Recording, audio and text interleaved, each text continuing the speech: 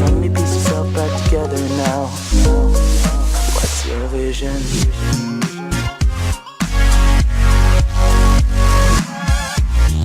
À 100 mètres de la statue de Christophe Colomb pointant le doigt vers la Méditerranée, un couple de Cossais de 64 et 66 ans, hiératique, scrute l'entrée des Ramblas barrée par un cordon de sécurité. Nous ne pouvons pas accéder à notre hôtel sur les Ramblas, dit l'homme en simple t-shirt, debout.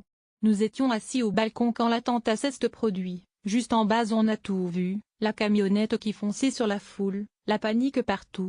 Mais on ne racontera rien, le coupe sa femme, le regard vide.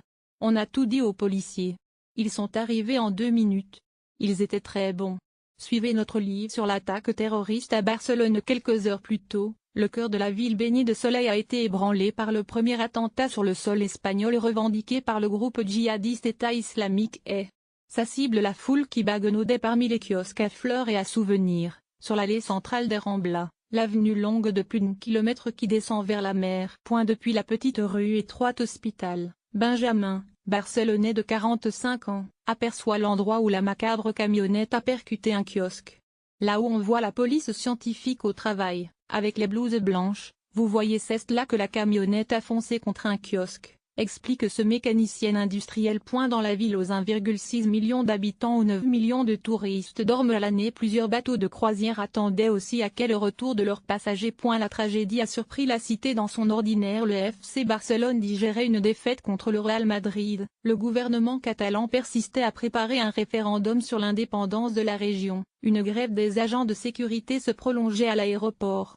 Mais aussitôt, la ville qui accueillit les Jeux Olympiques de 1992 a serré les rangs, solidaire et empressée. La grève à l'aéroport a cessé. Des taxis se sont mis à transporter gratuitement ceux qui le nécessitaient. Des volontaires se sont précipités pour donner leur sang, ont rapporté les médias locaux. Des hôtels voisins des Ramblas offrent refuge et couverture aux touristes venus patienter dans leur hall. Silence irréel dans le centre privé de ses habituelles festivités de la mi-août. Annulé, un silence irréel s'est installé. C'est une ambiance étrangement calme, constate Romy Gredin, étudiant de 23 ans venu de Marseille, finissant de dîner à une des rares terrasses restées ouvertes sur la Rambla del Raval, une artère parallèle à la Rambla principale.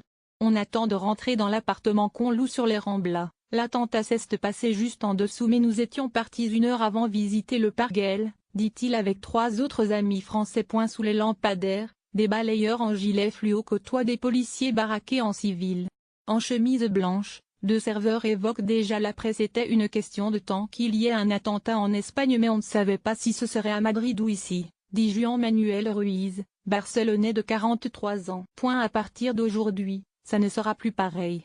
Et il ne faudra plus qu'il laisse rentrer n'importe qui. Ce n'est pas une question de racisme mais d'ordre. On vous donne à manger, ne venez pas nous tuer, lance-t-il. Son collègue Marc de la Iglesia, 29 ans, assure au contraire que ça n'a aucun sens de s'alarmer. Il faudrait un message d'unité, aider les gens qui ont souffert et que l'image de Barcelone ne soit pas trop endommagée. Nous ne laisserons pas une minorité en finir avec notre manière d'être, qui s'est forgée au cours des siècles. Nous sommes et nous serons des gens de paix et d'accueil, a déclaré le président séparatiste de la région, Carles Puigdemont. De téléphone en téléphone, passait le message: ne partagez pas d'image de l'attentat de Barcelone, c'est ce qu'il recherche.